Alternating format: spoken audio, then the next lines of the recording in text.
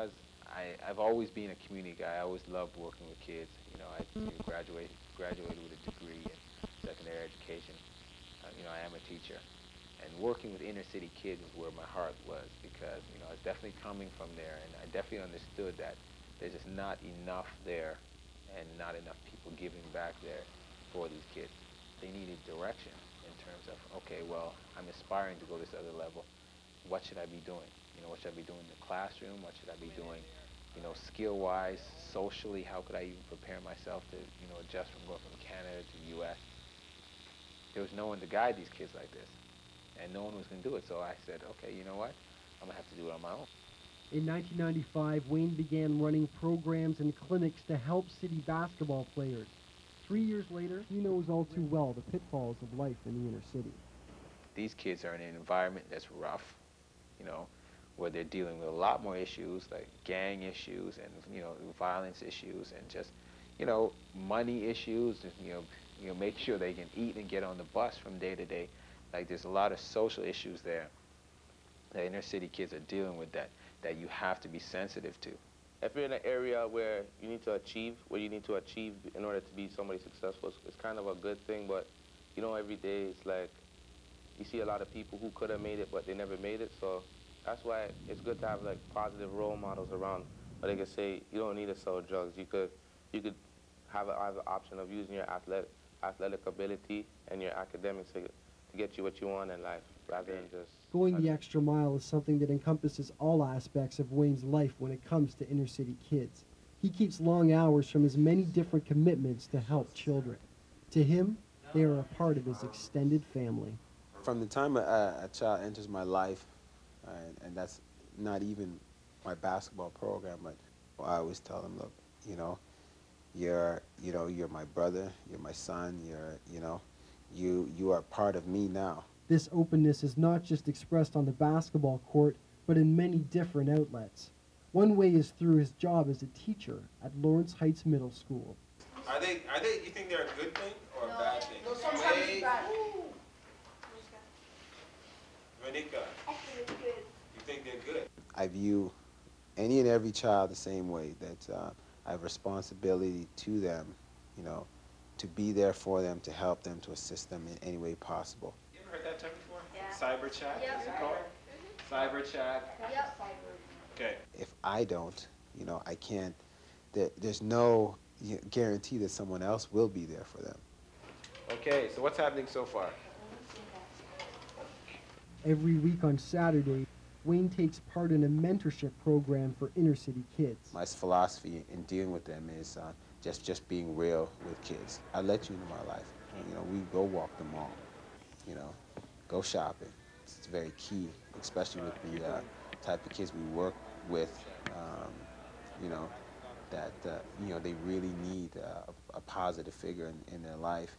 Because for the most part, a lot of what they see is negative in their neighborhoods, everywhere they go, at home. Adding more to his already hectic schedule, Wayne recently created an outlet to help young inner city girls, a dance group he calls the Lawrence Heights Steppers.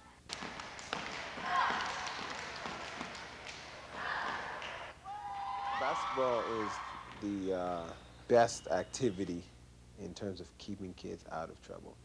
These kids will play it for hours, and they'll play it until the point of exhaustion. So when they leave, all they want to do is get something to eat and go relax.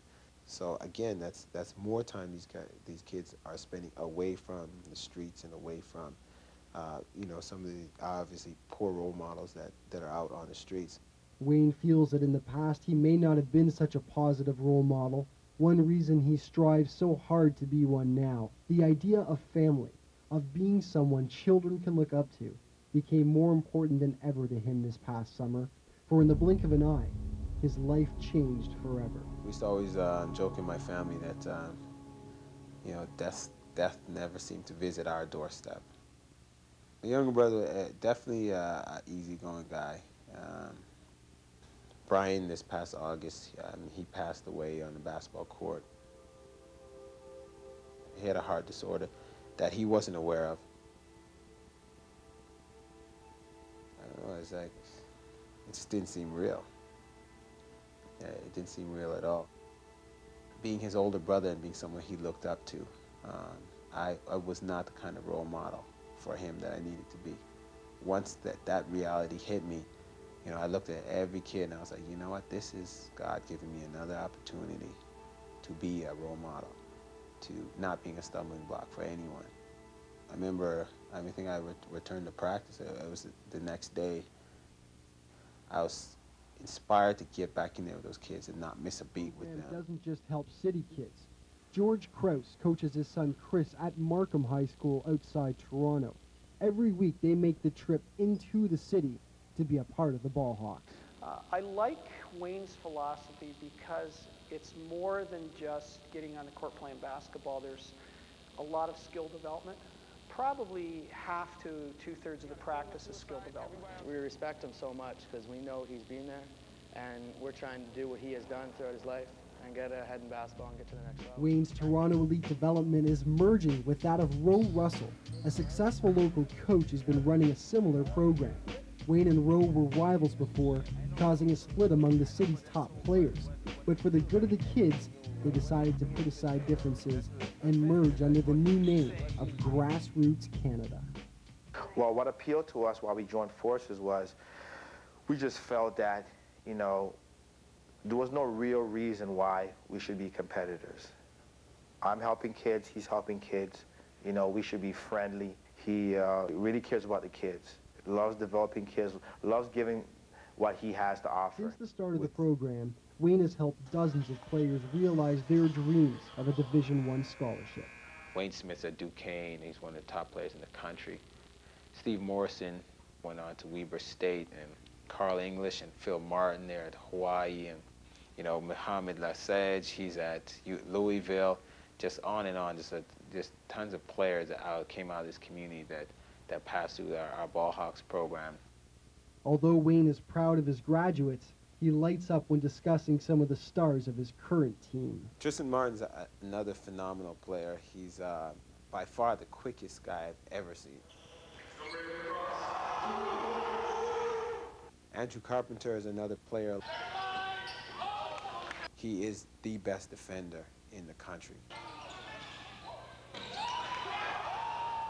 And then there's Denham Brown.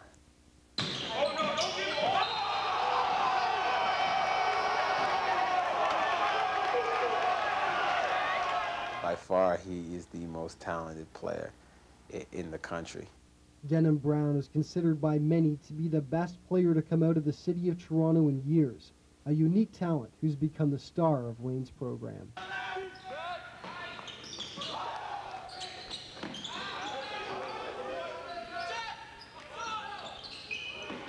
They foul him, they double team him, they triple team him. And it'll be pretty exciting to see him get an opportunity to play Division I basketball because he's going to do very well. While the program has been successful in helping kids, it's a taxing ordeal on Wayne financially. Some sponsorship money helps to offset costs, but not enough. Wayne estimates he has put over $20,000 out of his own pocket into the program over the years. You're certainly not going to get rich. You're not going to make anything because there's nothing to make. And matter of fact, it sucks it out of you. Wayne has had to put many of his own personal needs on hold, struggling to keep the program afloat.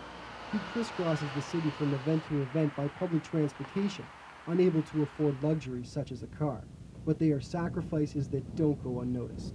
Wayne helps a lot. He puts like 100% all the time, He goes out of ways to do things, you know what I mean? Puts his own money in, tries to, sacrifice his own time with his family. Not a lot of us really have a lot of money, but the coaches really help us out. The Toronto Elite Development Program that Wayne runs is made to be as inexpensive as possible for the kids. And that's a credit to Wayne because a lot of these kids don't have the money, and there's a lot of work that goes on behind the scenes to allow these kids to have a chance to play. Numerous times his rent would be, way past due, and we'd find ways to, kind of squeeze it last minute and pull things together. But I mean, as far as his landlord, she hated him. What is our life? I can't take those things with me when I pass away. So when I look at the impact and the influence I've had on many lives and the kind of relationships I've built over the years by being sacrificial, I mean, I would trade it for anything. Dawkins!